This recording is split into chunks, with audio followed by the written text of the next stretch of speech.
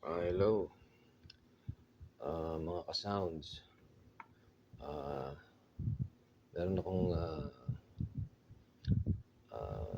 share sa inyo. Hindi naman ako talaga vlogger pero naisipan ko lang, no? Para record lang. Mahilig ako sa sounds eh. Ito kasi ang kurso ko.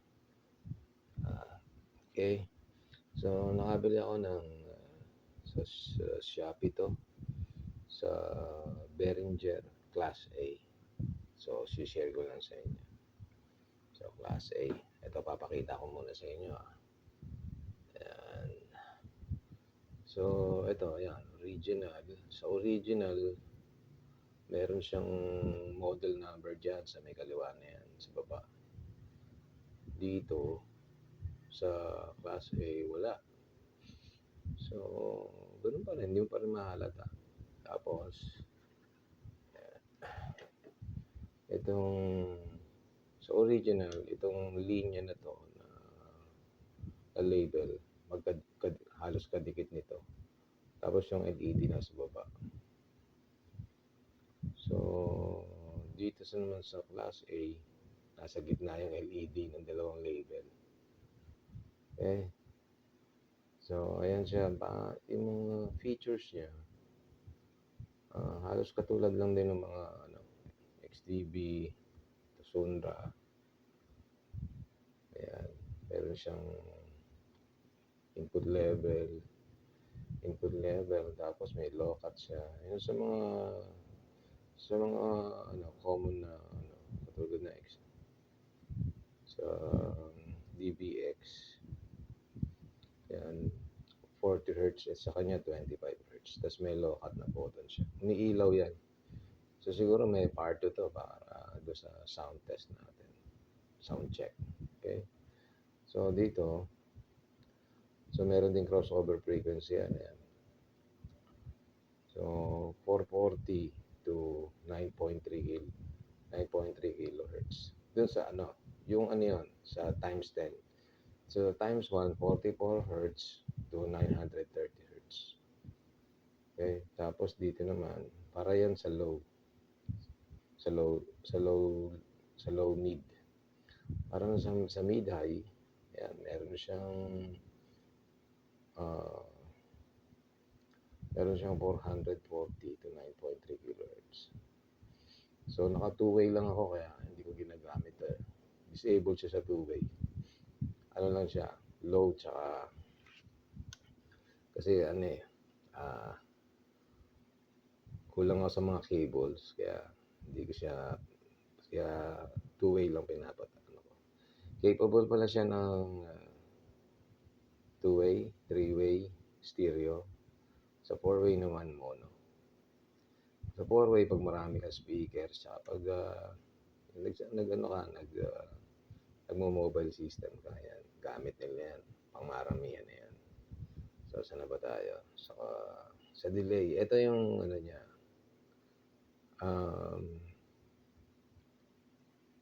pagkakaiba naman niya sa katulad mga common na lumalabas na crossover, active crossover. Meron siyang delay. Ayan. Meron siyang delay. Yung delay niya para sa low. So, explanation sa manual, yung delay, mapapansin niyo pag nagpapatugtog kayo ng yung mga bass boosted songs. Kuminsan parang humihiwalay yung bass, no? Parang hindi tumatama dun sa mid tsaka sa high. So, yun ang gamit niya. Kaya lang hindi ko pa siya nasusubukan eh. Kasi to eh, maririnig mo lang to kapag matetest mo lang to kapag yung malawak na yung mo eh. Yung area yung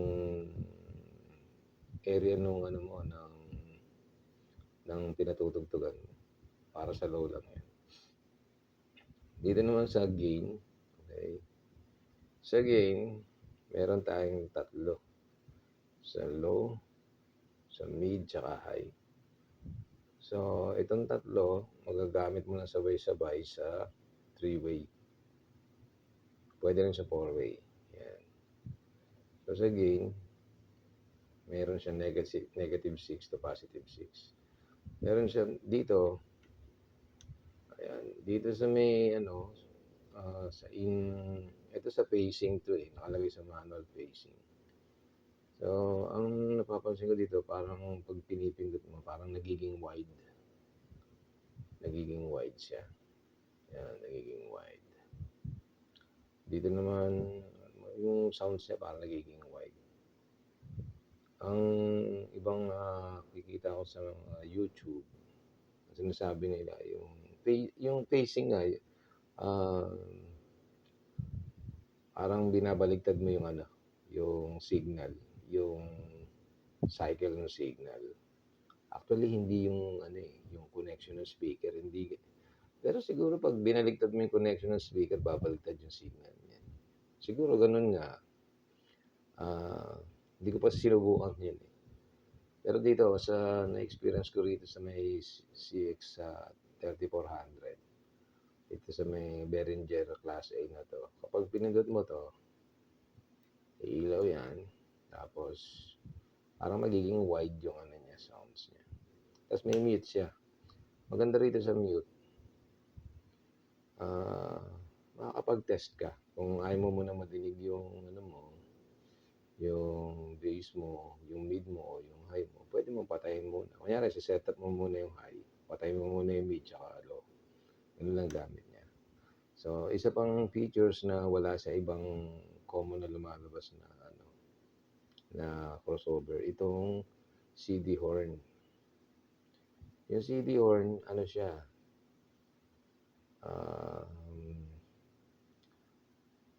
pang-enhancer ng ng high. Ini-enhance niya yung frequency mo na yung hindi masakit sa tenga. So, nakalagay sa manual, ini-enhance niya yung high mo sa frequency na 3.5 kHz na stable. Yung hindi yung sumasagit-sit na masakit sa tenga. Subukan ko na to na pinatutugtog ko. Okay, maganda siya. Hindi sumasabog-sabog yung Para yung sa mga signal o yung mga records mo na ang sasama, di ba? Magagandahin niya. So, dito naman sa channel 2, identical lang yan. Yan, identical lang yan. Pareho lang siya. Yan. So, another features ng Behringer crossover CX 3400.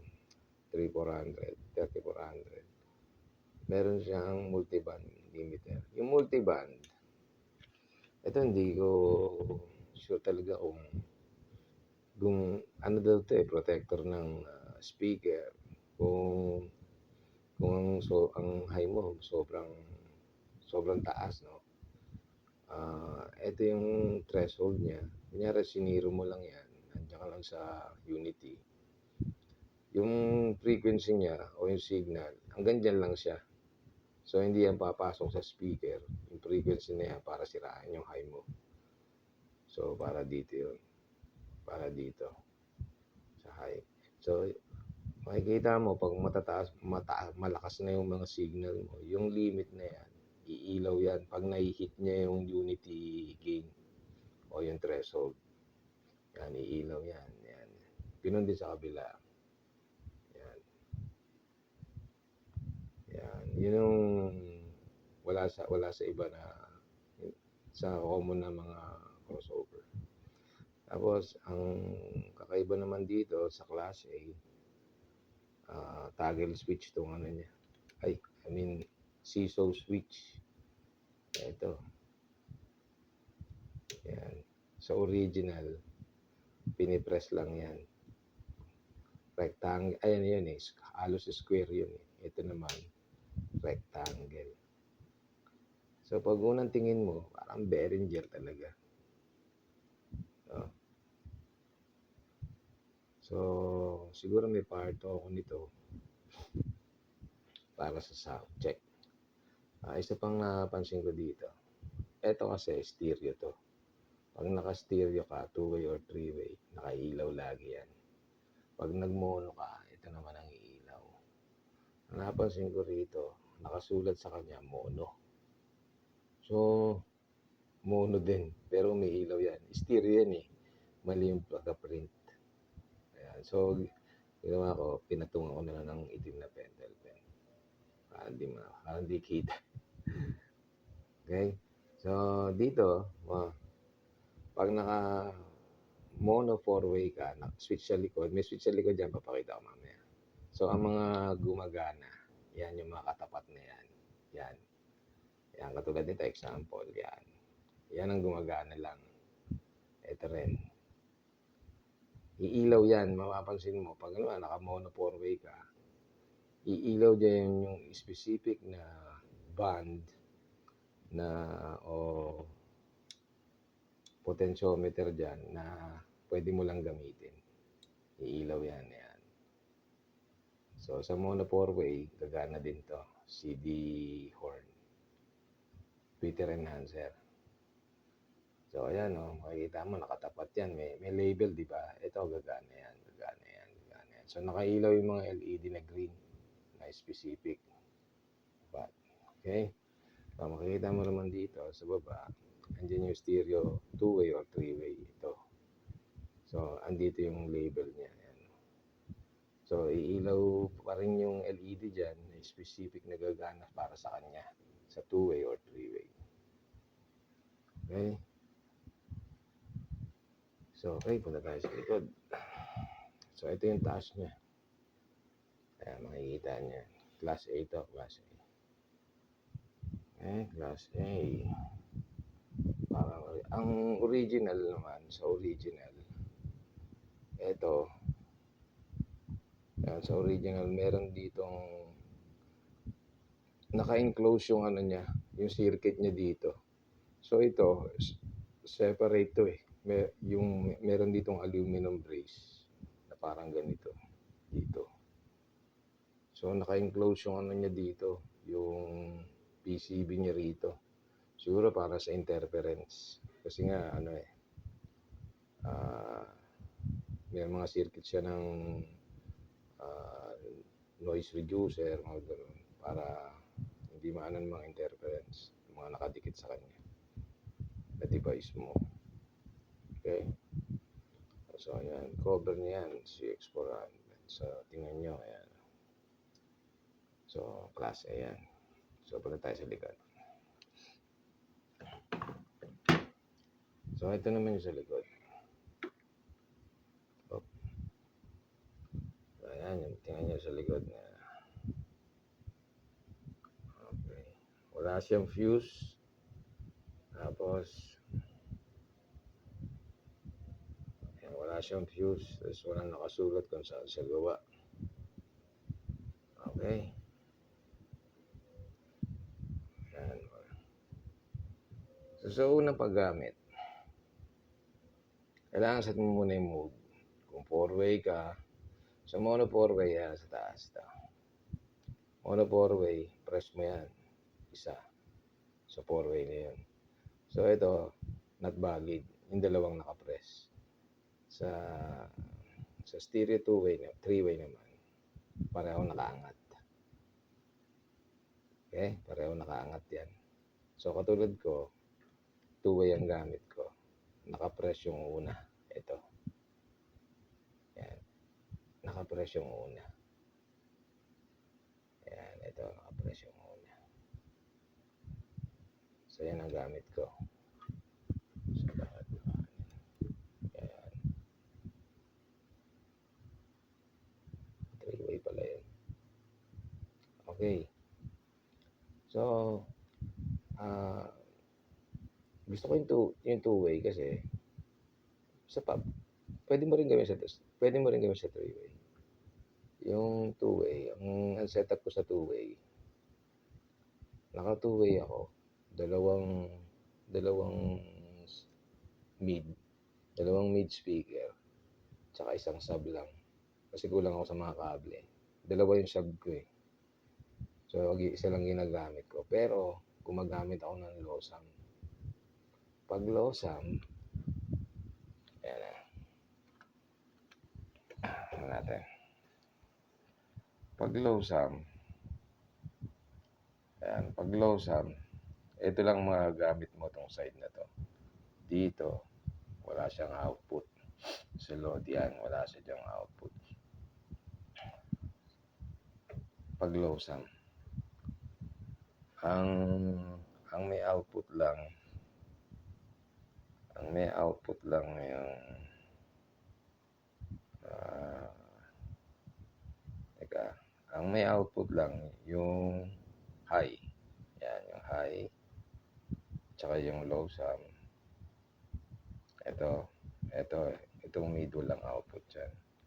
So, ito, may output to, kaya lang hindi mo siya mapapalitan. Hindi gagana yung potentiometer sa harap. So, pero ito may output yan. Makokontrol mo pa rin sa gain. So, ito, high meron. So, yun yung two-way setup ko. So, ito, dun sa may sa may crossover frequency. So, kapag times 10 mo, huwag mo multiply ng times 10 yung frequency na adjustment. Sa left, sa right, tsaka sa left. Yan, may individual sila. Okay? Yung original, may nakalagay dyan Germany. Nakalagay lang Germany. Tapos yung ibang nakikita akong class A, may mga ibang class, maraming class A na lumalabas eh. Sa Indonesia tsaka sa India, may mga class A din. Ang nakalagay sa kanila, parang design in Germany, tapos parang made in China, ganun. So, ayan. So, nandito, yung mono 4-way, yan ang susundin mo. Ganun din data. So, parang common na din, di ba? Yung mga, ayan, parang yung common na mga crossover. Sunra, DBX. So, sa gilid, wala siyang exhaust. Ang napapansin ko dito, pag ginagamit ko na ng isang oras, ayan, pag ginagamit ko na ng isang oras to, parang dito mainit. Tsaka dito sa bandang transformer niya. So, bubuksan ko muna, papakita ko sa inyo yung loob. So, siguro, pag sa part 2, yung testing ko na nito. Papakita ko lang sa inyo yung testing. Okay? Balikan ko kayo saglit lang para mabubuksan ko. Ayan. Okay. Ito na, tingnan natin yung loob. So, meron siyang tornilyo dito sa gilid, dalawa. Tapos, screw type. Ito, Allen key. Isa. Ayan. Isa rito. Tapos dalawa din dito. Sa likod wala. So, ito ang loob niya. Okay? So, ayan. Okay. Ito yung kanyang transformer. Sa origin, tingnan muna natin papakita ko muna sa inyo. Ayan. So, ayan siya. Ang nagustuhan ko lang dito mga ginamit niyang potentiometer. Ayan. Sealed type siya. Mga sealed, hindi katulad yung mga ordinary. Yung mga common na nabibili natin. Ito medyo makamahalan to. Pero sealed type siya. Ayan. So, ang maganda niyan, kahit habang tumatagal, hindi siya rumaragasa, di ba? Yung mga common na nabibili natin, yung mga katulad nyo, no? Yun, no? Yan. Yung katulad nyo, yung K-Audio na yan, no? Yan. Napalitan ko na lahat yan. Ayan, tinan nyo, ang dami niyan, no? Napalitan ko na lahat yan. Hindi ko naman ginagamit pero ano siya, rumaragasak.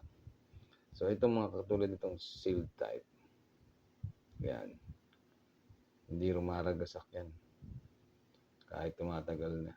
Pero lang yung mga sobrang tagal na talaga. Ayan. So ayan. Para lumakas yung ano. Okay. So ayan yung front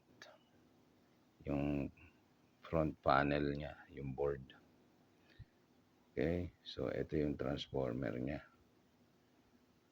Okay. Okay. Yung transformer ng original ay toroid. Yan, toroid yung bilog. Ayan. Hindi ko lang kasi nakita yung sa YouTube ko rin napanood yung toroid na original. Yung original talaga yun kasi foreigner yung nag-ano eh. American yata yan. Foreigner yung ano eh, nagbablog. Finiture niya lang din. Ay ano niya, ni-repair niya pala yun. I-repair niya. I-repair niya may sira yung isang IC, yung op-amp. So yan, ito yung class A na made in China. Yan yung transformer. Ginamitan nila. Naka-magnetic shielded naman siya. Oh. Kadalasan naman yan talagang binamagnetic shielded nila yan kasi prone sa noise itong signal processor na to eh. Ayan. So may output siyang 18 volts 0, 18 volts. Okay? 220 lang ang kanyang input. So may 20 watts siya. Tapos split nga siya, split type. 18018. Okay? Tapos ito naman wala siyang fuse. Yeah, wala siyang fuse. So ito naman yung kanyang likuran. So meron siyang dalawa yan eh. Positive, negative 12. Ayan o. KA7812. So, ano yan? Ayan yung kanyang regulator. Regulator yan. Ano yung kanyang capacitor? Nakatalikod ah. So, malamang nga sa ano yan. 35 volts o 50 volts tapos 1,000. Nakatalikod. Hindi natin makikita guys.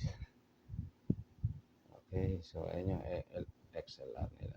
Nakalagay din sa original na yung kaya maganda ang Behringer eh.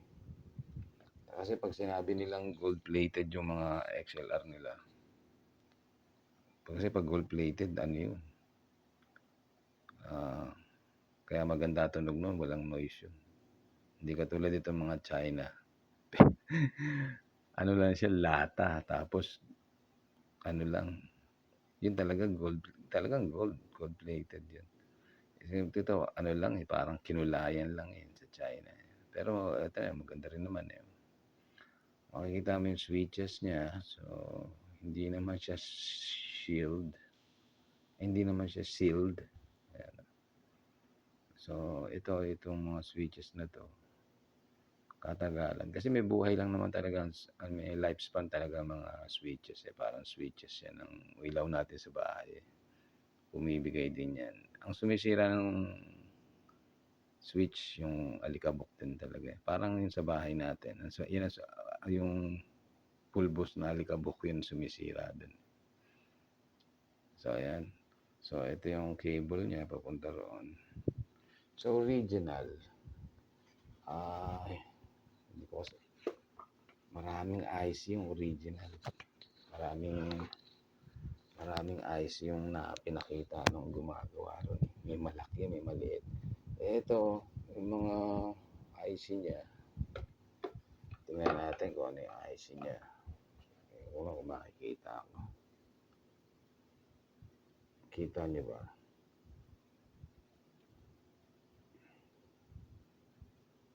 Yan. Sige, comment nyo na lang kung ano yung IC nakikita nyo. Malabo mata ko eh.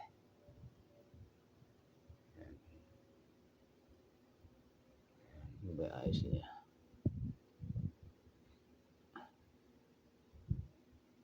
Wala nakalagay. Tsaka wala nakalagay na ano. Wala nakalagay na kung ano siya. Sa IC may nakalagay, pero yung ano, sa IC may nakalagay. So pag nasira, pwede mo repair-in. So face mount. Nga lang, wala nakalagay na value sa board. So ayan yan. Hindi ko lang alam bakit ganyan ang hinang nila.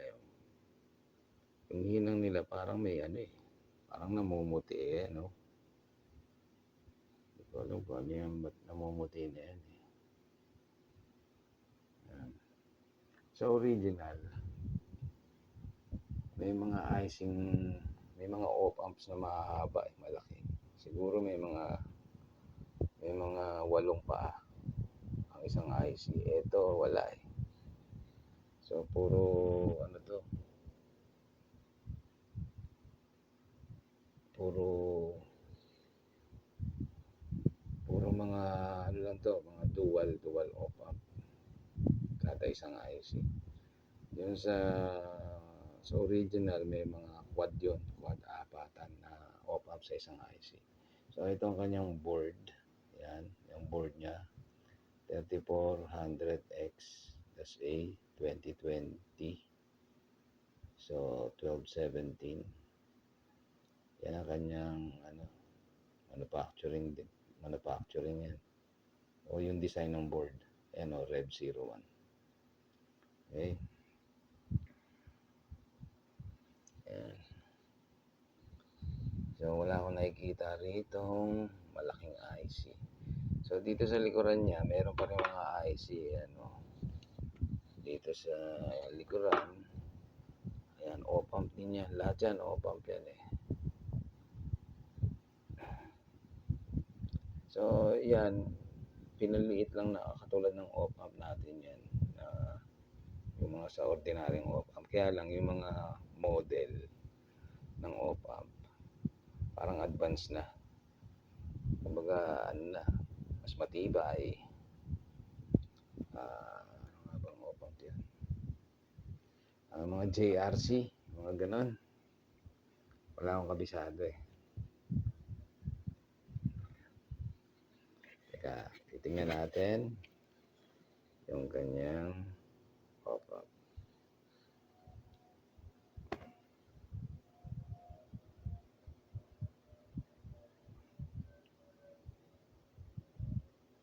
Hindi makita.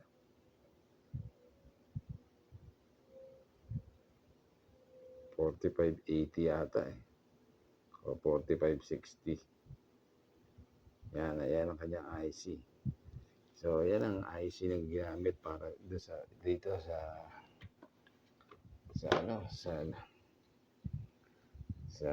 Class A na Super X Pro. Maganda rin ang tunog niya.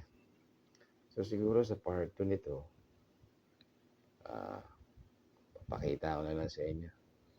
Kaano ko ng part 2. Meron din akong Tusundra na kabibili ko lang din eh, Tusundra. Yung Tusundrang nabili ko naman, yung tigwa 1,000 lang. Tigwa 1,000 lang.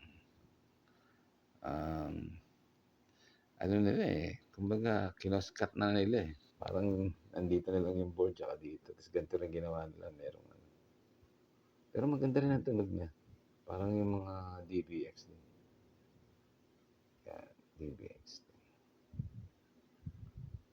So actually yung features niya halos magkakapareho eh. Pati yung mga DBX, Sonra, ano pa ba, yung live. Yan. So, yan. Mabigat din to. Mabigat din yung kaha niya eh. Mabigat din siya. So, plano ko sanang palitan ng ano to, Toroid eh. Pero hindi na siguro. Ito, wala siyang ano.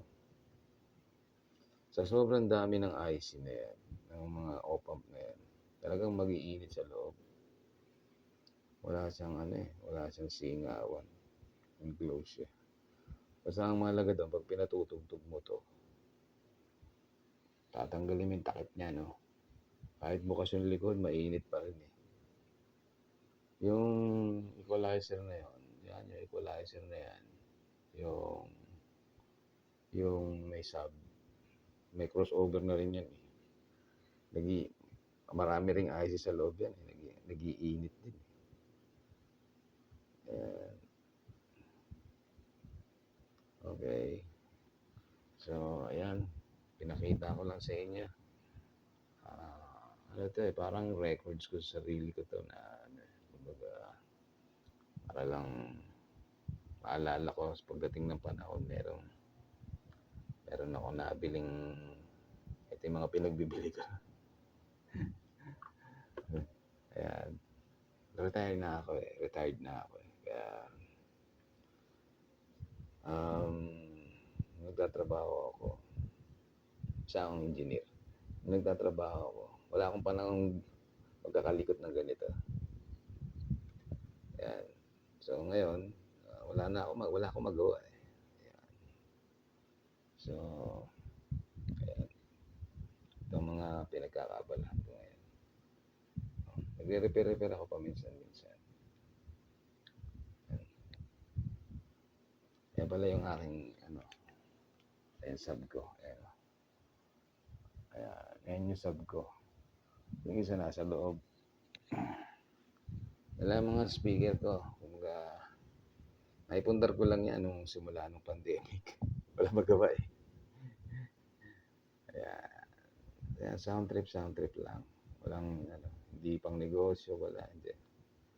Hobby ko lang yan pag nagluluto ako. So, siguro sa part 2, sound check tayo. May record ko rin to kasi sa YouTube wala akong nakikitang about dito eh. Sa Super X Pro na to eh. Puro mga Indiano, puro mga Malaysian. Hindi mo maintindihan kung ano mga pinagsasabi. May mga Indian, meron namang mga mga Latin, mga Brazilian, hindi mo maintindihan mga hindi ko alam yung mga salita nila. So gumawa ako, baka may nakabili dito na kino-compare ko lang din to sa original. Ang original pala nito nasa yung legit 8,000 hanggang 12,000. Yung mga galing Japan 12,000. Yan, yung mga galing ng Japan 12,000. Tapos sa China, itong class A lang. Ang may iba-iba presyo nito sa made in China. Pinakamataas ko nakita made in China, 3,000. 3,000 plus.